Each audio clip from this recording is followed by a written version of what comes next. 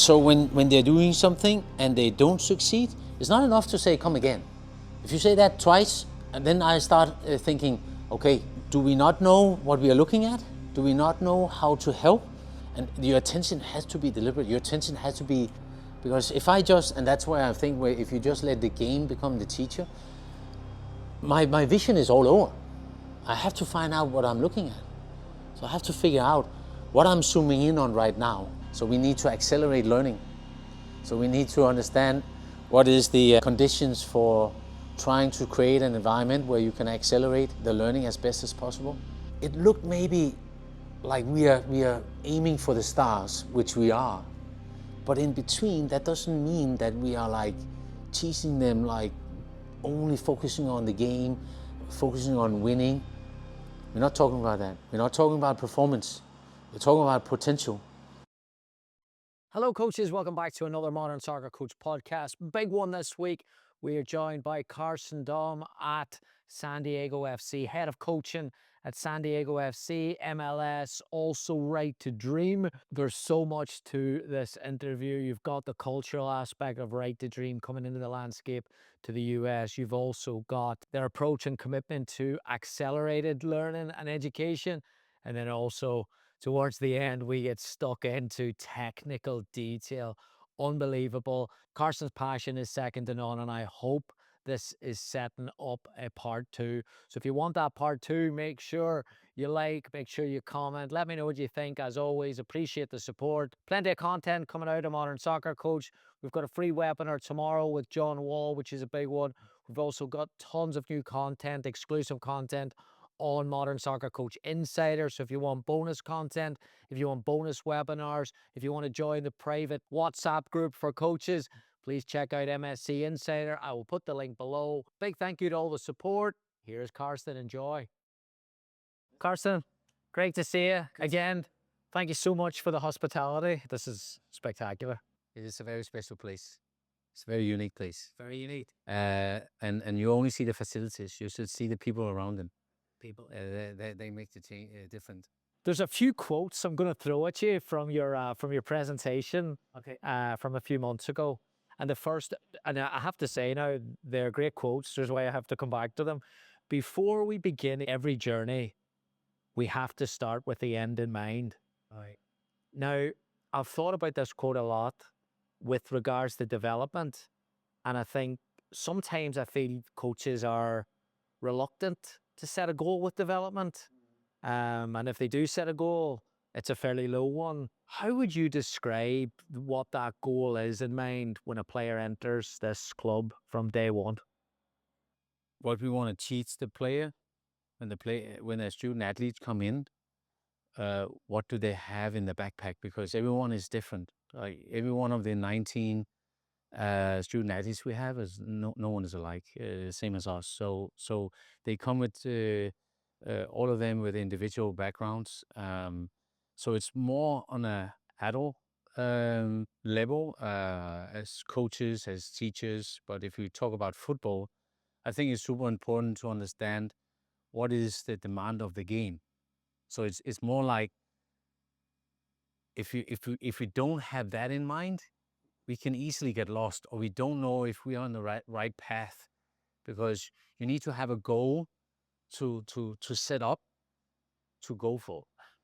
You can end up getting lost if like you think that this is really good, but then you compete with someone else. You go to a tournament in Europe and you find out, okay, maybe that was not as good as we thought.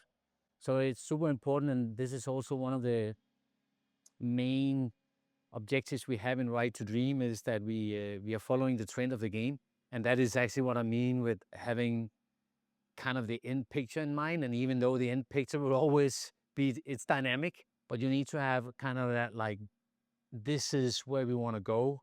And then you can rewind back in some way, because it's at the same time that you need to look forward for an end goal. When you have done that, then it's actually super important that you understand the journey that it takes. And then you start looking back. Steve Jobs was saying this in his old, in previous days, where he mentioned it's super important to understand the journey. You actually need to understand You need to look back, understand the connecting dots that are on that journey.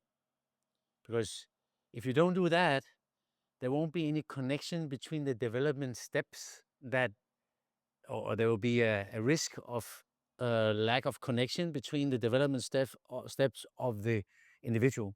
I think that you probably have to distinguish between means that you can have an under 11, under 12 group. They go up to under 14, under 15. But if there's no connection between them, the under 14 and 15, they don't know what these kids has been through. And then they start doing something else. Maybe they think that what they done there is enough, and then they start a lot of tactical work or whatever it could be. So you need to have an interest, and you need to have an understanding of what is going on. Even as under 19 coach, under 17 coach, you must have a curiosity and you must have an insight of what's going on when they're under 13, when they're under 10. Not saying that you need to be down there, but how you get that information, it can be very different. But so I think there's a very important thing of understanding where we are going. When we have made that clear, then we start looking back and finding out what is the steps to get there. Yeah, it's fascinating. Often at elite development, sometimes when I go to clubs, asked, that was the first question is like, what does a Manchester United player look like? What does a Red Bull player look like? Is the challenge, is not the challenge, is it a blank canvas in terms of San Diego FC are still creating that, developing that, or is there already a blueprint from a right to dream player, what that looks like, or how does that kind of coexist? The main thing is I won't say that we have a blueprint on a particular type of player. I think we are working on that right now as a style of player, but we definitely have a very clear blueprint on a style of play, and how we want to play. I think that's something that makes the Right to Dream model unique, because it lives in all academies. We have 4 academies around the world globally, and we are working every day to see if we can align us as best as we can with the differences there will be in culture and some individual things that can differ from place to place. But it's more like we are sharing a lot of knowledge, and I think where we are most curious is not like what type of player but where we are most curious is on learning. So we are really curious on how we can learn in a best way. What does science says? And that is a big aspect. Learning is a huge area, and that's where we share a lot of knowledge between us. And that can come from the neuroscience, or we can challenge each other. Um, there are some very clear ways in that learning aspect, like we believe in deliberate practice. We also believe in accelerated learning. So everything that we have of like these type of learnings principles are a part of our methodology. So our methodology is quite huge, large. I don't know how many pages, 50, 60 pages, and covers a lot of principle of learning and learning styles that we have. So our methodology and our style of play, and then I would say as a style of player, like building the foundation. If we can, when combining these, you can say that is the foundation of the Right to Dream in the playing philosophy. Fascinating. Not to drop the conversation down, but I do think that there is a little bit of a false assumption of multi clubs is that document methodology is passed around to all the clubs and everyone's working off the same thing. But you're saying you're not doing that there. You're sharing ideas and knowledge. You're not necessarily sharing programming, curriculums, sessions. Is that right? No, we are sharing. Yeah, we are sharing the things. So we all we keep them on a database.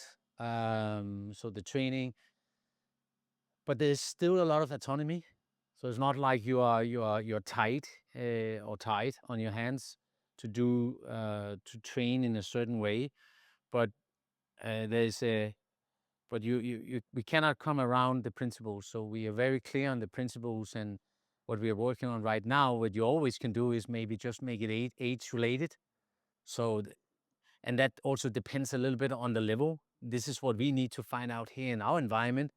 So what kind of culture do we have here that we can fit into the environment that we create? Because our environment here in San Diego is a right to dream environment.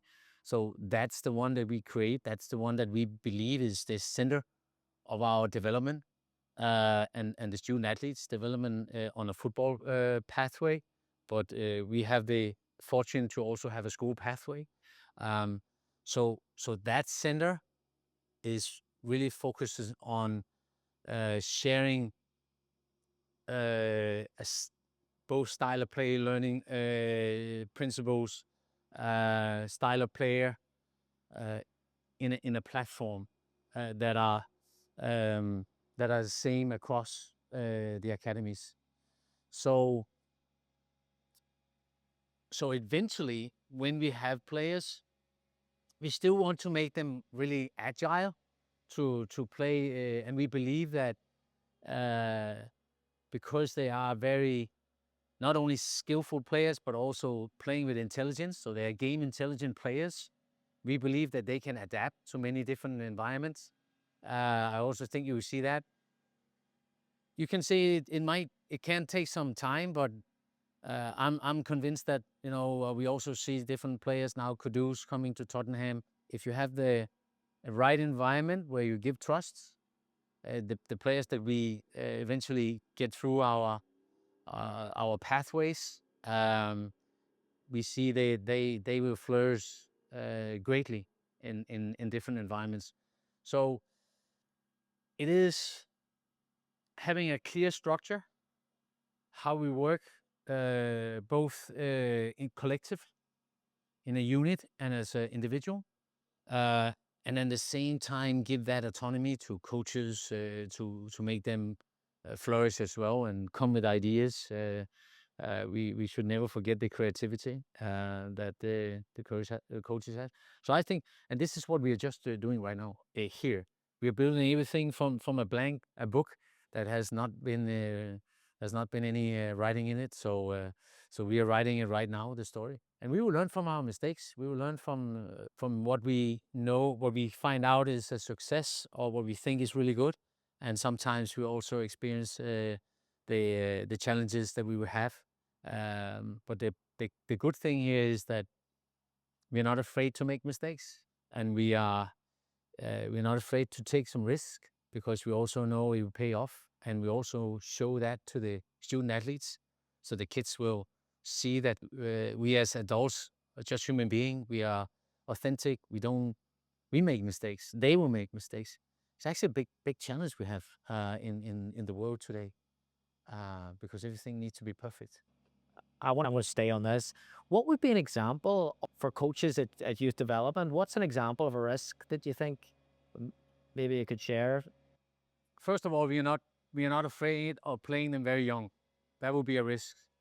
So we see this on the first team. You see it in Northland, in Massa in Egypt. It's getting there as well. So when the academies of Egypt and the academy here is really up running in some years, wow, you see very young players trying to get in. It's not just because playing them young. It's not like I don't think that's the only target, but of course, when you have that, it is a target. It is a goal that we would like to see them coming in and be able to cope with with adult football, senior football in an early age, but it also put a little pressure on the environment, on us. So we need to accelerate learning. So we need to understand what is the conditions for trying to create an environment where you can accelerate the learning as best as possible. And with that in mind, you have to see if you can cover everything. It's nice that you have all these facilities, but you could you could have You could be on a grass pitch anyway, and you could still have a good environment. But of course, it helps. We have a lot of people. We have a manpower, but I will also say that the people around in the environment is the game changer. Selecting the right people that have that passion for being here and for not only producing football players but producing human beings. Because the pathway we have, as you know, is multi-directional. So we have a good history of producing players for the best leagues and for professional football, but we also have a really good history for having students that are going through America and getting scholarship. So I think like having a broader picture of accelerate learning is not only accelerate learning in a football space, but it's accelerate learning in a bigger picture or perspective in life. And maybe this place here is where we can reach that goal or try to execute this journey in the best way. It's up to us right now. We have all the opportunities to do that. Hello, coaches. We will take a quick break here. Thank you so much for all the support, as always, a Modern Soccer Coach podcast and the breakdowns. If you're enjoying all the content, as always, we ask that you take a look at the MSC Insider. It is our new platform. We have all our webinars on demand, access to every single webinar.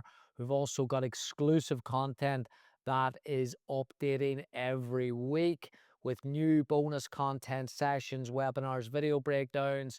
Then the big one as well, which we launched a couple of weeks ago, which was our private WhatsApp group for coaches.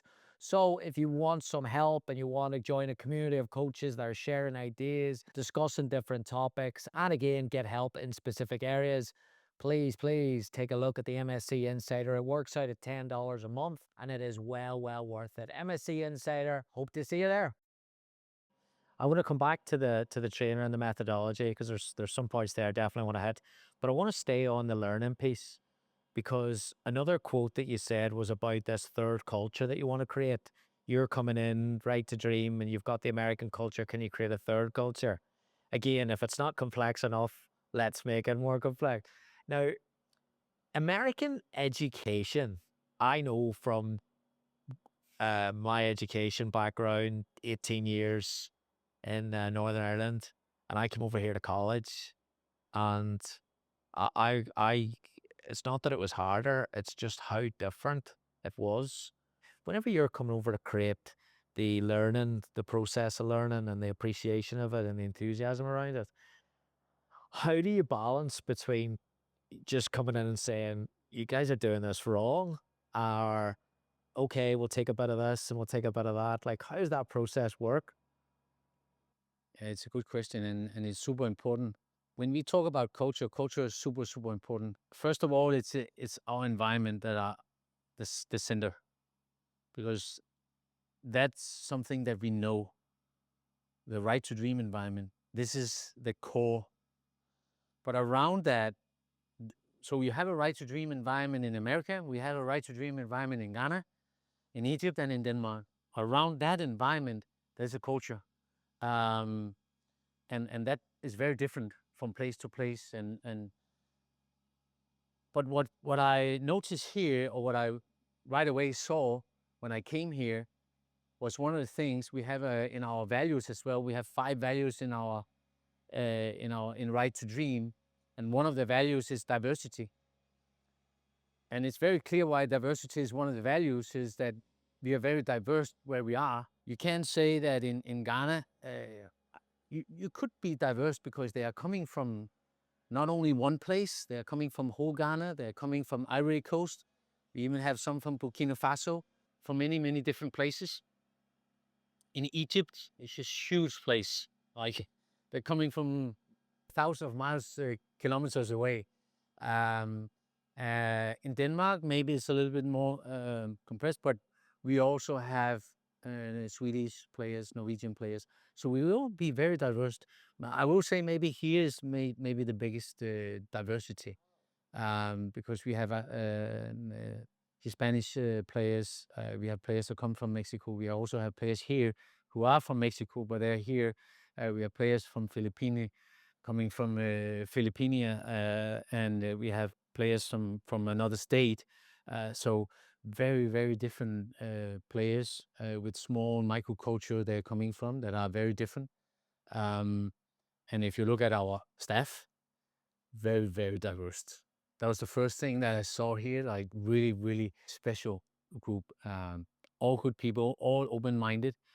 So I think going back to your question of how do you, the biggest thing for me is being open-minded, being humble, being able to listen to what is actually going on, and what is your what do you succeed with here?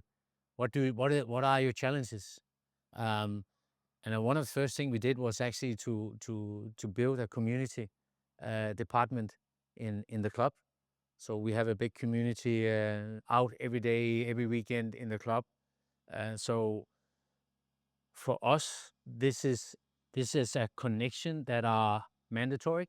We have to do this, and not because we want to please anyone, because we know it's super, super important. Because at the end of the day, if we could have, I wouldn't. It's not like we won't look in the rest of America, but of course, if we could have local players that we can help, local teams, we can help the communities. We have 18 communities here. Like the whole area is the same population as Denmark, so there's a huge potential here. So it's more coming in with an open mindset, not saying, now listen, you have to do this, but we are saying that this is how we do it. If they want to do it, if they want to get inspired by it, it's actually a little bit up to them. But we can do the best we can, also to show them that we care about not only a football player, but also about the human being. We care about them a lot, and we have programs that helps. We have character programs that builds individual. So I think it's more like the worst thing you can do, and I also think that was Tom Werner was facing back in the days 25 years ago, or maybe a little bit less when he started. And and he was inspired by Ajax and Feyenoord, and there were some clubs that started academies until he met George Weah, who was, I don't know if he was president that time. I think he was, or at least he became a president for Senegal, but he became his mentor. And when he said, what do you want to do with this? Yeah, I want to be like, Ajax, Feyenoord, the other guys that are here. I want to have success with that. And he said, I can tell you, you won't succeed with this. Yeah. So you will not last for 2 years. So you have to understand the culture here. So it's a little bit the same. I think we're very inspired of like, what is it? And the American culture is very special. So if you saw the first game we had yesterday, we invited the opponent to come and play with us. We always talk to our players that we might you might read it in some text that is written that it is the opponent, but in our mind it's also our teammates. So the opponent is our teammates because they're helping us getting better, improving. So we are learning from what the opponent is doing, and the better the opponent are, the more effort we need to put in, the better we will get.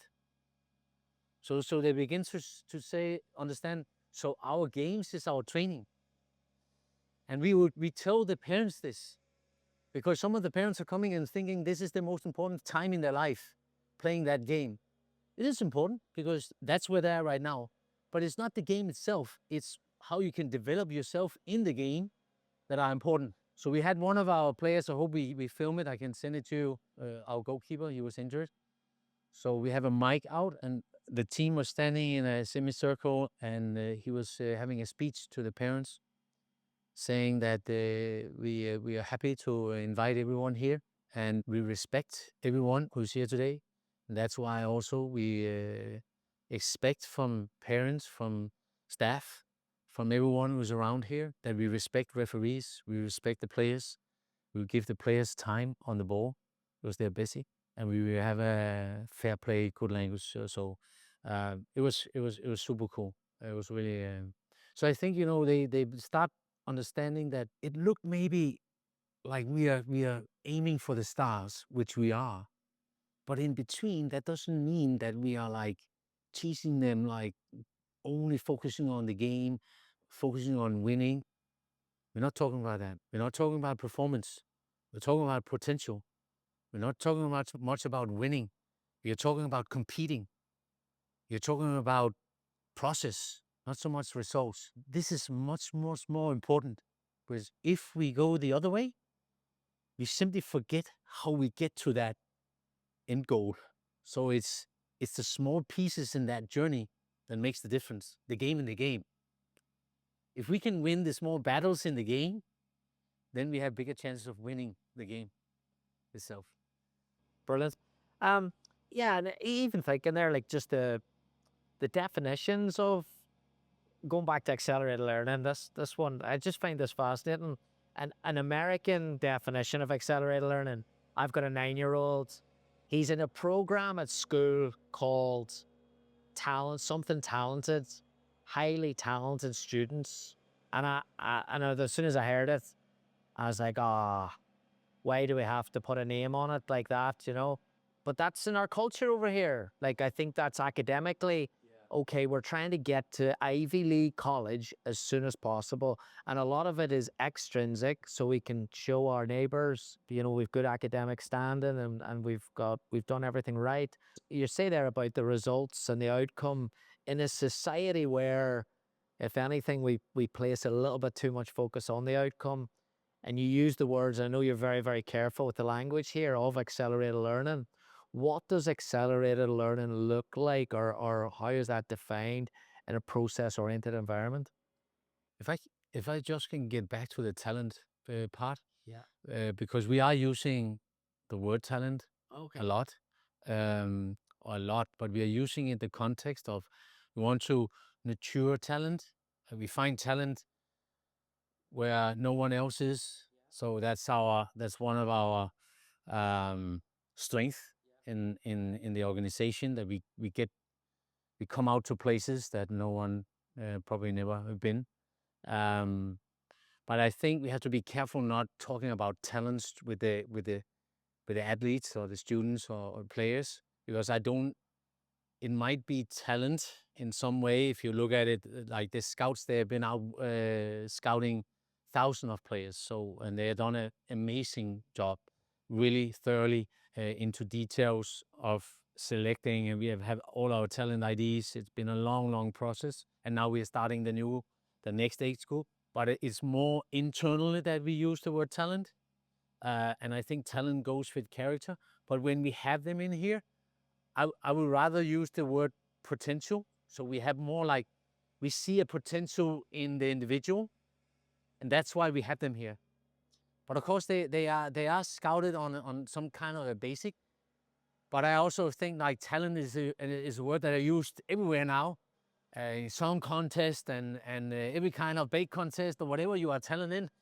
You can every Saturday in the telly. So I really think that it's super important that we also understand how we balance this. That when they come in, we cannot say that all the time that you are fantastic, you're a perfect player, because the athletes that we have in now, they are all they are aged, born 2013, 12, and 14. So in the academy aspect for the Right to Dream, we are a little bit late. That's why accelerated learning for us is super important. We don't have as many years as the other academies to develop them. When they go into IA, we can get back to that, International Academy. So for us, it's important in some way to screen them or find out what do they have in the backpack, and what don't they have in the backpack. Because, and this is one of my biggest, how do you say, focus areas, or biggest things that I want to address, is that if we are missing too many things that we don't help them bringing in the backpack, it will be too hard, because back to what the game demands. The game demands that you have so many skills that you need to use in different ways technical skills, motor skills, cognitive skills, physical skills. So a lot of things that we need to bring in. And if you are talented, if you use the word talent, like what is talent? And talent is something that are where you are fulfilling your potential, or is it you can do everything? And for me, I won't use the word elite. I won't use too much the word talent. So I would never say to the player, or I would try not to say to the player that you are very talented, but more, I can see a big potential in you, or I can see that we have improved. I can see a development. There's areas of development here. Your learning curve maybe is strong, and then explain how that is. So it's more like that direction we want to go, instead of being too, how to say, make them think they are too good too early. We need to help them, but we also have to be careful not to put them too high on a pedestal. It brings us along nicely. Like there's obviously your respect for education and learning is like it jumps out every time I speak to you. The quote you actually said this on Saul's podcast about the game is not the teacher, the coach is the teacher. Can you talk a little bit about that and the methodology? Yeah, then I can get back to the accelerated learning as well. Yeah, but that is in the methodology, so that's fine. It was me that was jumping to talent. Um, it's an interesting talk because I also know a lot of your own podcast, a lot of other podcasts has been talking a lot about if the game is the teacher, and I think I don't know if we experience this in many countries, but in Denmark I saw it. I've heard about it in England. So it's talking a lot about like now the federation wants to play all the time, um, and we see this as a tendency, I think, in Denmark as well. Um, I have my own assumption on why. Um, I believe that they got scared of watching training where players were standing in line and waiting too much. Uh, and maybe also there was a lot of like on a post training, if you call that isolated training or whatever you call it. Um, and then we flipped it, and now everyone needs to play. Yeah. Which is games is of course very important. But where I have a challenge with that is that if it's just a game to play and like they do in schoolyard or we see them do on the streets, not many places here. Actually, some places in San Diego, it's amazing. We have still some cages around where they are allowed to play, and I visit them, and it's fantastic. But I'm still questioning how much learning there is. I'm sure they are learning, but it's not deliberate. It's fun. It's just a space where they just have fun to play and maybe express themselves in whatever they can. Maybe be creative as well. There's no restrictions in some sort of way. Um, so I think we have to distinguish between, is it deliberate? Is it with what is the purpose of the training? Super important. What is the objective? How do we want to get to our goal or the purpose that we set for this training? Connected with and now back to our methodology. Everything is connected with our style of play, the principles. Um, where it can be, if I stick to there, where I'm a little bit, if the game becomes the teacher, um, it's more like, as I understand it, let them play, don't interrupt too much, and just then they find the solutions. But then I'm back again and say, but how have you then made any kind of preparation for the players? What is the purpose of this game? What are we aiming for? Do we have any understanding of, like, do they have any reflection on their actions? And that could be individual, but that could be as a group, as a team. That's where the chain drops a little bit off for me. But I also wrote that I think many things are never a rare, very rare, either or. I think it's both and. So when I also wrote this with the game is not the teacher, then I went back to the next slide and I said, maybe sometime it is, maybe it's a balance. Maybe it is like find some, that's why we're here. We hope we can get a goal station where they can play over here in the back, where they can play 5v5 and have fun. And, you know, we can still use it as a teaching space, but then let the game be the teacher there. So we will definitely detach us to that model of the game is the teacher and be more deliberate in how we work in our training. And it's founded on a clear style of play. It's a little bit different how we do it in different spaces and different academies. Of course, what I see has been a challenge some places, many places. I'm not talking about our academies, but football in general. I've actually seen that a lot of, if you can call it tactical, but a lot of positional phases, what phase we're in, like a 1 or 2 or build-up phase or whatever, attacking phase, breakthrough. I think that eventually has a tendency of taking over the game or the environment in some way earlier and earlier and earlier.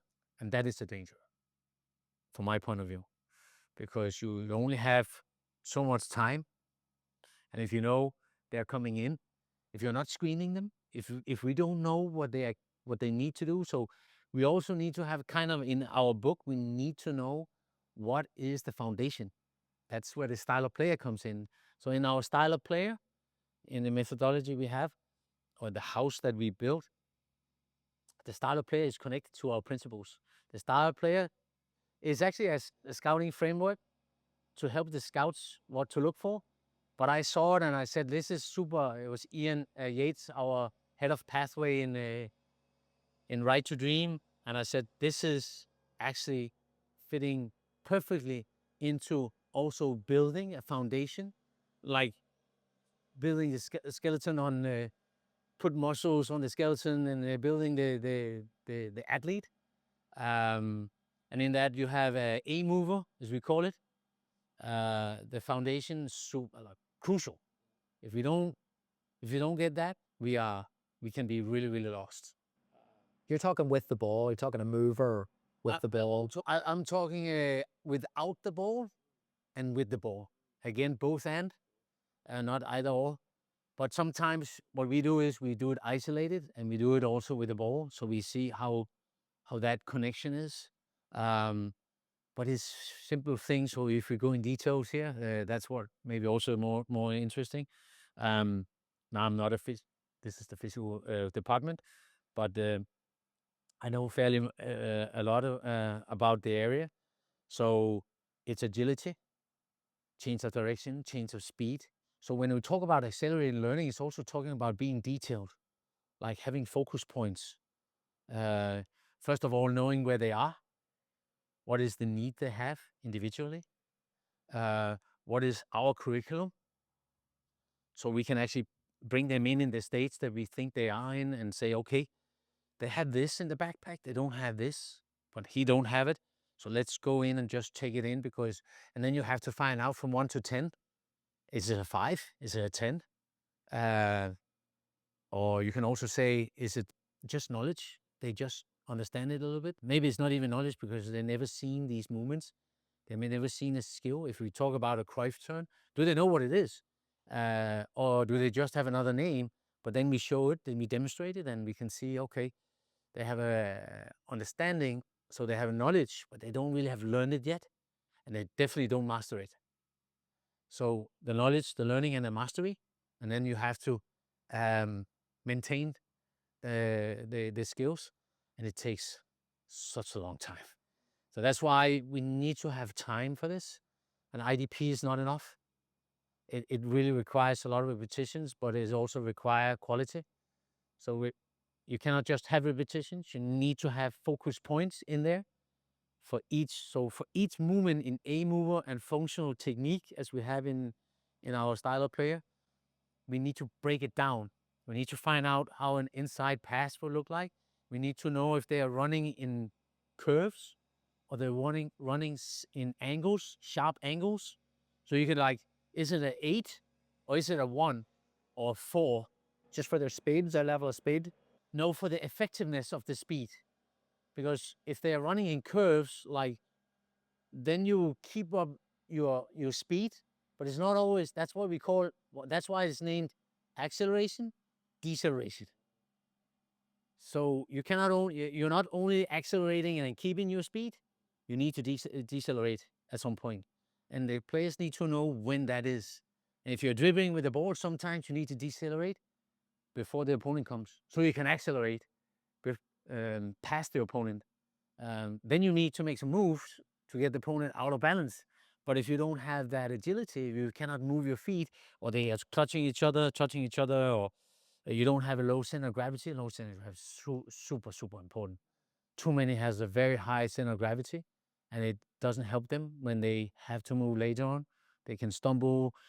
A player that have low center can quickly go. They can keep balance if there's a 1v1. So I think like these parts, when you go in and you kind of break it down, then you can then you also know what you're looking at. Because if I just, and that's why I think where if you just let the game become the teacher, my vision is all over. I have to find out what I'm looking at. So I have to figure out what I'm zooming in on right now. Maybe my my co-trainer or my helper here is the other coach is having another focus, and the third coach has another focus, and the physical coach has his focus or her focus on specific things on that part. So that's where I think that we will differ a lot from others, that we have a lot of staff, that everyone has their focus, and we're still training it. So we still make mistakes on that. Maybe someone gets across and maybe say the same things same time, but eventually we will learn to have these focus and be better and be clear on what we are watching. So going back to, we have a style of player. It's an A mover, so it's a building the foundation of movement. I think in America here I see athletes actually. I see more athletes here than I see at home, uh, but but it's not enough to be an athlete. You need to be a football athlete. So I also see that we work very much linear, which this is not what represent the game or resemble the game. The game is stop, start, change direction, change speed, everything, going down, coming up. So we need to change that kind of mindset a lot. Sorry, yeah. Carsten, I want to stay on that. So you're saying that you see the athlete over here as almost a vertical runner, like a 100-meter sprinter. And is that a stiffness? Is that maybe it's too much playing a football or running to first base, or the multi-sport doesn't give you enough variation with that, perhaps? Of course, it depends a little bit on who you're choosing. It's funny because I was on a trip in up north in Santa Barbara, and the players that I saw there that's what I would call athletes, like well coordinated, really well coordinated, but they didn't have the hip movements, the low center of gravity. Then I came back to the San Diego here, small, quick, more quickness, more tidy, like coming around, almost running around your arms in some way. So it's hard to describe sometimes, but I could see a difference between that. Um, so I don't know if it's the culture, but there is a lot of Hispanic players here. And if I see our own players here, maybe also a little bit. But we have so much diversity. So we have also a player from Ghana. Originally, his parents is from Ghana, or his mom is from Ghana. So, and he's more quick. So it's really funny to see, particularly very interesting to see the differences there are in the culture. Fascinating. Like the whole thing is fascinating about just even when you go into the methodology. Because again, sometimes coaches, you're right, what they want to grab one or the other. And sometimes that is like, okay, well, give me, if they're working on an opposed turns, that's just okay, well, it's a Corver booklet. You're talking about real detail. And something else that jumped out to me with when you're talking to Saul was about the diagonal. Yeah. Just moving the diagonal. Yeah. Is that a line connected to the ability to move physiologically at that as well? It is, but it's also connected to our principles, fortunately. So a lot of things are actually connected to principles. So you can build a foundation, but while you're building a foundation, you never forget the principles. But what is dangerous a little bit for me is start talking about faces, even though we are talking about faces with the players because they are under 13, 14. But I would definitely be careful, and I would definitely be careful if they're younger. They maybe don't need to know these terms yet. Or maybe you can talk, but just be careful not going too much into it because a lot of young coaches are getting drawn into that. 100%. They sit with an under 17 coach or whoever they sit with, and they're looking over the shoulder and say, "Wow, this is great," and they start building up something that are not for even under 14, even under 13. They need so much time on both isolated or on a post, similar post, fully up or post. I think that's the balance that we need to be good at. Um, you can have two groups where you do one who's on a post, or you can have on a post and then you go into a small-sided games. But what is focus is the process. It's not like, oh, we won 3-2 in that game, but actually maybe one team scored 3 goals, the other team scored 2 goals, but the team that scored 2 goals actually uh, achieved or succeeded with more actions that we were looking at, like maybe a first touch that break the lines. So now you have the principles, breaking lines with a dribble or a first touch or a pass.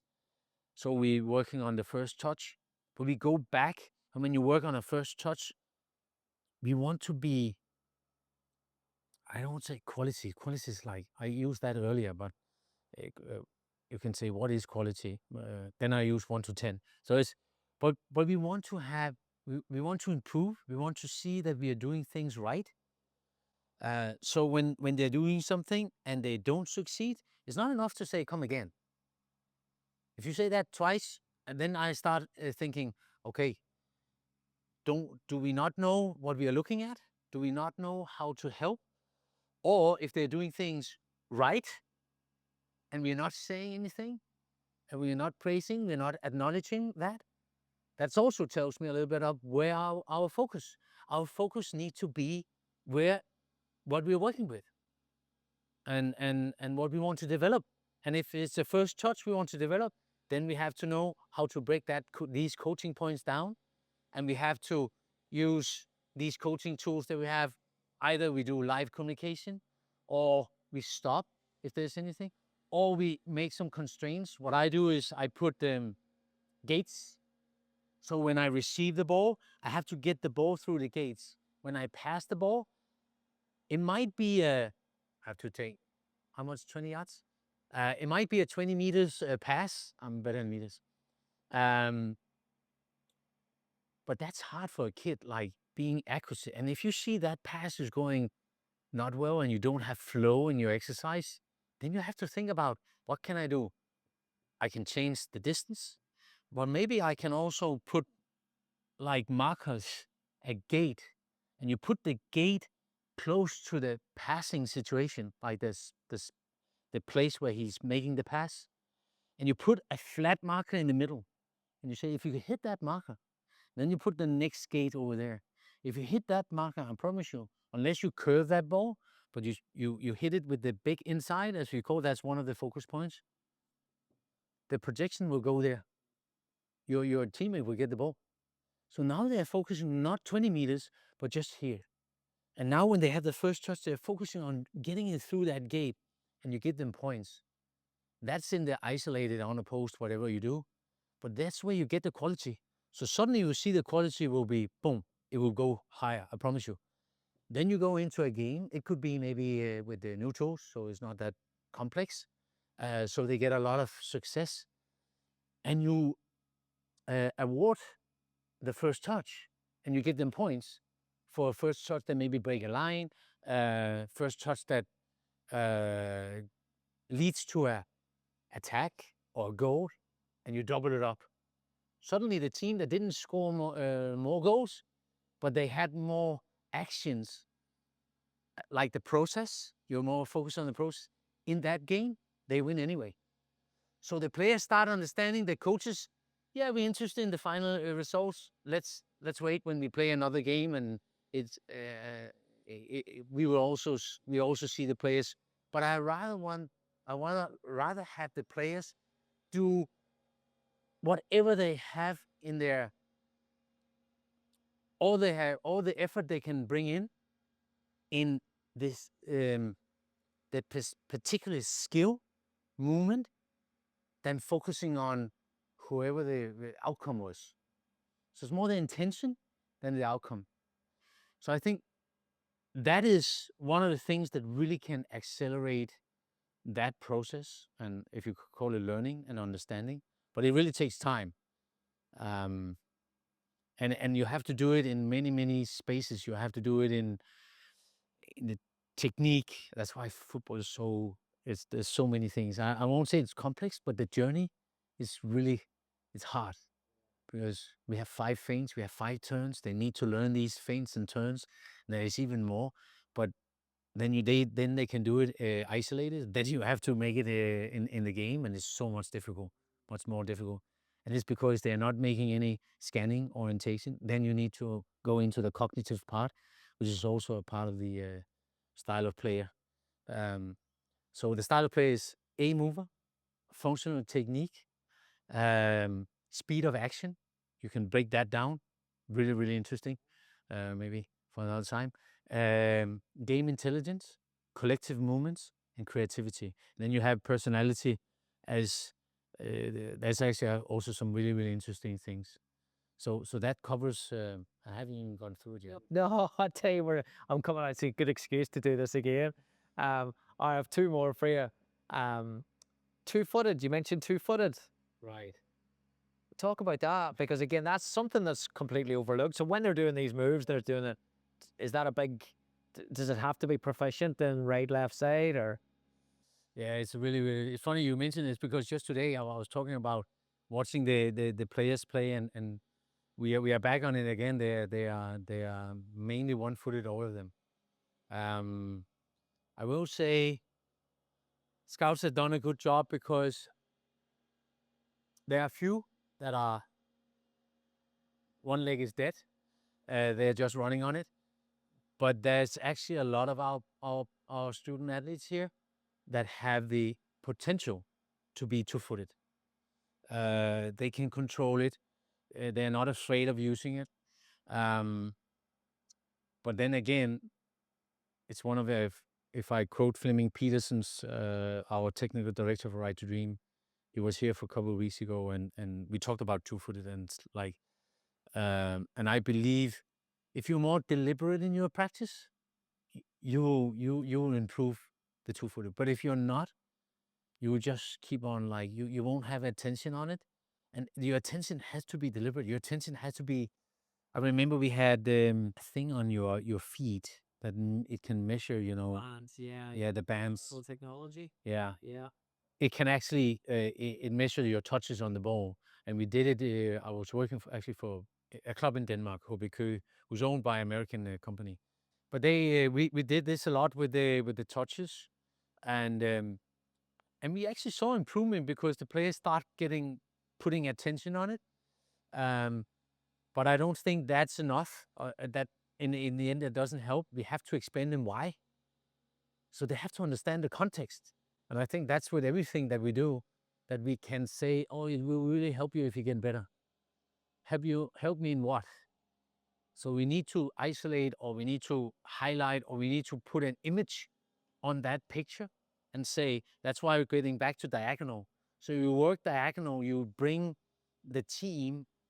If you just work linearly, the opponent will be in the same space. You won't move them. We will move them that would be horizontally. But we need to move them, no, vertically, sorry. So we need to move them horizontally. So we move them across the pitch, the space will be on the other side.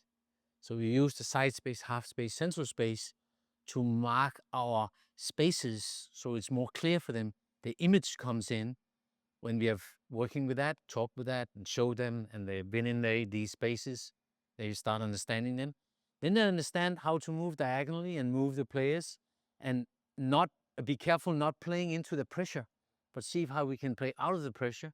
But they need to use the skills, and in skills. So if you do a V cut, for example, you will do the same. That would be a foot sole roll and a pass. That could be with the same foot. But if you do a push pull behind, a Busquets or whatever we call it, most of the time you use the other foot. If you do a cut, we show a lot of Salah. I show Salah is cut with right, scoring with left, cut left, scoring with right. That's a striker on the highest level. That's a striker on the highest level. And the cut needs to be not here, but here. I promise you, the cut is the biggest. Listen out there, if all kids could learn the cut, inside cut, the really inside cuts, sharp, it would be magic for them. It would be magic because it's so important. Not always the foot sole. There's much more sharper. There's much more fluent, much more dynamic. And you can also be in high speed and make that change. But the cut and then use the left foot. So instead of you having a left back that, goes and the 8 is open or the central space is open, but because he needs to use his right foot to get it in there, he passed the ball back with his left foot. That's the limitations. So let's say in the small-sided games, I tend to, when they get the ball, they need always to be aware what are the dominant foot, but what are the most efficient foot here? What is the most functional action to take? Like we call it applying the skills to the game. So now they need to apply their skills. And if they take it, let's say they take it here, and because they're right-footed, they just score in the mini goal with the right foot. I cancel the goal. And they say, what are you doing, coach? I said, yeah. Why did you cancel the goal? And now, after some time, they understand now that the defender was here, and they are taking 2 touches, and then they're scoring the goal. But normally, in the game, you wanted to have to the opposite foot because you want to keep the ball away from the defender. And if the defender then tackle, he won't tackle the ball, but he will intercept or he will touch you and penalty or whatever. So small things, then make them aware that, it's not always my dominant foot. It's the most efficient foot. Same as receiving the ball. They will receive the ball with the dominant foot if we don't do anything. That's again back to the game is not the teacher. We need to help them here to say, okay, we're using the offensive, defensive foot. Why do we want to take it with the offensive foot? Most of the times, and the reference is the opponent goal, because then I open up. But if they take it with the left foot, then they, how do you say, lock themselves. They have a body position that is not efficient host. Yeah. So I think here there's a lot to gain from. There's a lot that we can improve on in many environments out there. And I just hope this is something that we will go down very basic and help in the communities. We can help the communities with just understanding ball mastery. Ball mastery helps them using both skills. Both feet. That's why you also see Tombaya around in Japan. Like they have crazy skills out there. Yeah. Because they're using both feet. Like they're not even born. That's insane. That is like fulfilling the potential. Oh, yeah. Releasing potential. Yeah. Brilliant. All right, last one for you, and this is the one I was most excited to ask. So you said that one of the outcomes, one of the goals, I think it's every year, is a forward, Yeah. is a striker. Yeah. And there's a lot to that. There's like, is that the most challenging player position to develop? Is it the one where you see the highest yield for teams? What's the reason behind it? I think in our organization and community, we're very pragmatic. So the name of the game. It's where the most money are. But we also now we speak in Northern. We just saw our defender, one of their highest or prices. I think it was the biggest sale for years. Lucas Rosberg. So there are defenders as well. But we know it's important with strikers. We also know that Ghana has had the history of producing a lot of offensive players. I think I cannot say if I think every position or every chain, you can say, if you say every unit, strikers, midfielders, defenders, has its very specific demands, maybe, or areas that you will need to accelerate in. As a striker, I think also how the game evolves. Now we are looking a lot on our kids. I was so happy to see the game yesterday. We had some players that were like wolves. They were, or if I should use our Northern terms, tigers. They were just chasing, really chasing, and I love it. So you can have a striker who's not so mobile and more like a box player.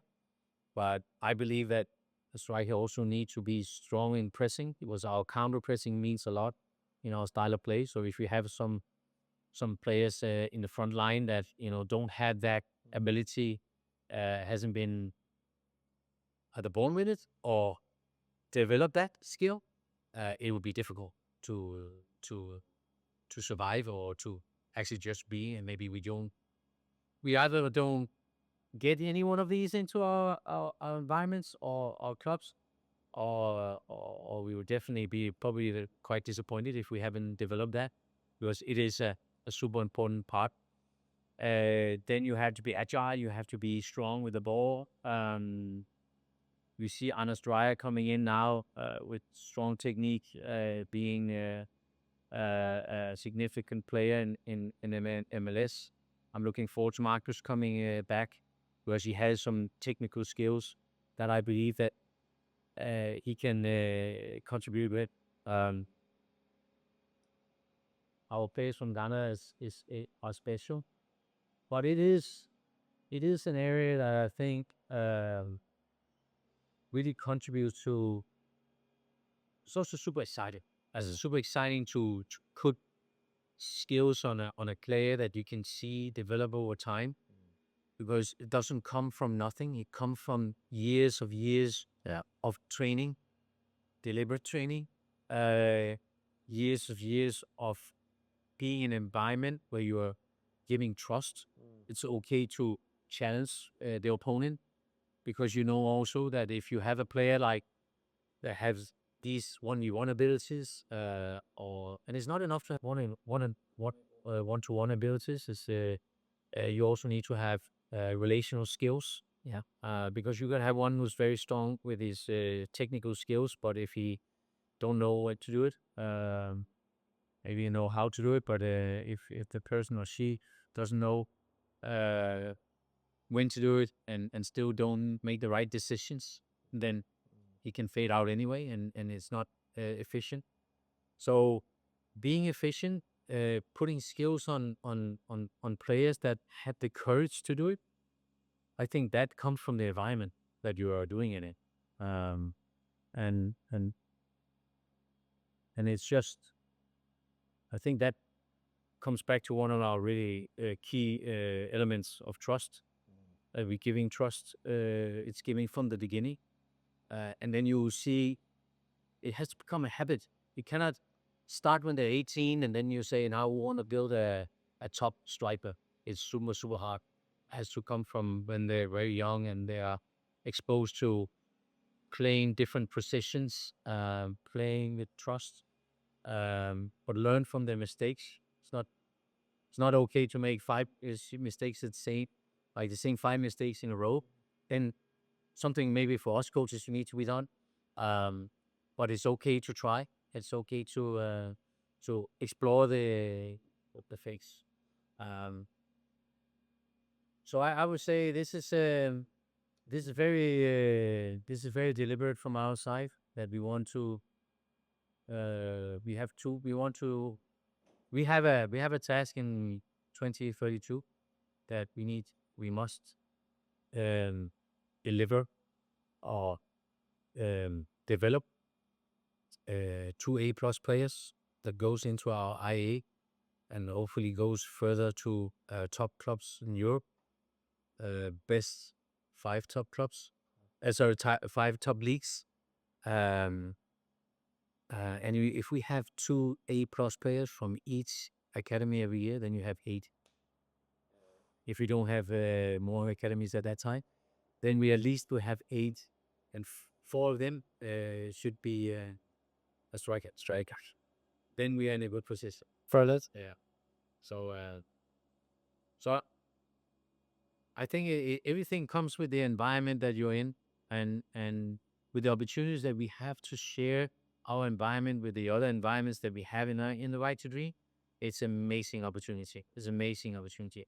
So we actually we give that opportunity to our kids. One day they will go to Ghana and they will experience how that environment is, and they will be like, it will be an experience that you cannot buy for money. It's you have to be there to understand it. The same in Egypt, and the same across. Hopefully, they will come here one day. We need to expose our athletes to play abroad. Maybe not in tournaments, but just play like future game, friendly games, or whatever we call it. So they will understand that there's a higher level. We need to have it. All right, part 1 done. I'm coming back for part 2. Carsten, thank you so much. Amazing. I've loved it.